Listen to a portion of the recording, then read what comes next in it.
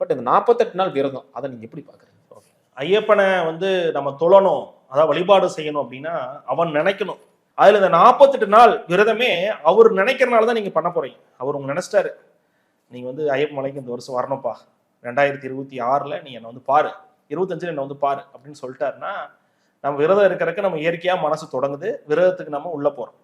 ஆனா அந்த 48 நாளுமே விரதத்தை கன்னியூவா ஃபர்ஸ்ட் டேல எல்லாருக்கும் அருமையா தான் இருக்கும். முதல் நாள் போய் அப்படியே மாலை போடுவோம், ரொம்ப மனதார இறைவனை பிரார்த்தனை செய்வோம், ரொம்ப சாநித்தியமா தெய்வீகமா இருப்போம், சுவாமி சுவாமின்னு கூப்பிடுவோம், சந்தன பட்டை போட்டிருப்போம், எல்லாமே நல்லா தான் இருக்கும்.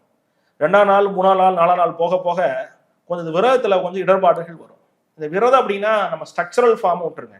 நீங்க மத்தியில படுக்கக்கூடாது, தரையில படுக்கணும், 2 நேரம் குளிக்கணும், இந்த மாதிரி உடை பண்ணிக்கணும், நீங்க வந்து பாக்குறவங்க எல்லாம் சுவாமின்னு சொல்லிக்கணும், இதெல்லாம் ஸ்ட்ரக்சரல் ஃபார்ம். இதெல்லாம் நீங்க வந்து மனசுதான் இதுல மேட்டர், மனசுதான் ஒரு முக்கியமான விஷயம்.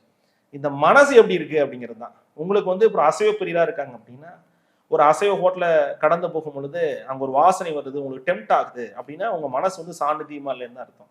அதே போல ஒரு விஷயம் நடந்து கொண்டு இருக்கு, நீங்க பாக்குறீங்க, அது மனதளவுல உங்களை அது பாதிக்குது அப்படின்னாலும் நீங்க மனதளவு சரியா இல்லைன்னு அர்த்தம். அதனாலதான் முதல்லாம் சபரிமலைக்கெல்லாம் மாலை போட்டவங்க ஊர்ல ஒரு சென்டர்ல ஒரு விநாயகர் கோயிலோ அல்லது ஒரு மடமோ இருக்கும், எல்லா ஆண்களுமே இந்த மாலை போட்ட அனைத்து பேருமே அங்க வந்துருவாங்க, படுக்கிறதே அங்கதான் இருக்கும், எல்லா டீம் அங்கேயே பேசிக்குவாங்க, இது பண்ணிக்குவாங்க.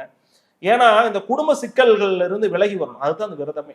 இந்த விரதத்தினுடைய அடிப்படையே அதாவது நாம இந்த கலியுகத்துல நமக்கு உறவுகள் அற்று யாரும் நமக்கு இல்லை அப்படிங்கிறத உணர்த்தக்கூடிய, நம்ம வந்து பாத்தீங்கன்னா கடைசியில விபூதி தான், திருநீர் சாம்பல் தான் அப்படின்னு உணர்த்தக்கூடிய, பரம்பொருள் அம்சமாக நம்ம ஆத்மா இருக்கு அப்படின்னு நம்மளை உணர்த்தக்கூடிய ஒரு துறவின் அம்சமாக இருக்கக்கூடிய ஒரு அமைப்பு தான் இந்த விரதமே. அப்போ நம்ம இந்த பற்றற்று இருப்பணும், எதுலையுமே பற்று இருக்கக்கூடாது.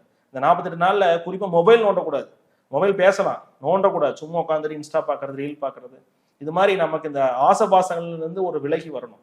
2வது நமக்கு ரொட்டீனா ஒரு ஒர்க்கை பண்ணி பழகி இருப்போம், காலைல 8 மணிக்கு எந்திரிக்கிறோம் போது அப்படியே பொறுமையா அது ரிலாக்ஸ் பண்ணிட்டு அதுக்கப்புறமா ஒரு 9 மணிக்கு சாப்பிடுவோம், ஒரு 10 மணிக்கு ஆஃபீஸ் போவோம், திருப்பி பொழுது வருவோம், ராத்திரி கொஞ்சம் மொபைல் நோண்டுவோம், இல்லை சும்மா ஃப்ரெண்ட்ஸ்கிட்ட பேசுவோம், தூங்குவோம், அப்புறம் பொறுமையாக எந்திரிப்போம். இந்த மாதிரி ரொட்டீன் ஒர்க்ல இருந்து நீங்கள் வெளியே வரணும். நேரமாக எந்திரிக்கணும், அதிகாலையில் குளிக்கணும், இறைவனை பிரார்த்தனை செய்யணும், நீங்கள் சாத்வீகமாக இருக்கணும், ரொம்ப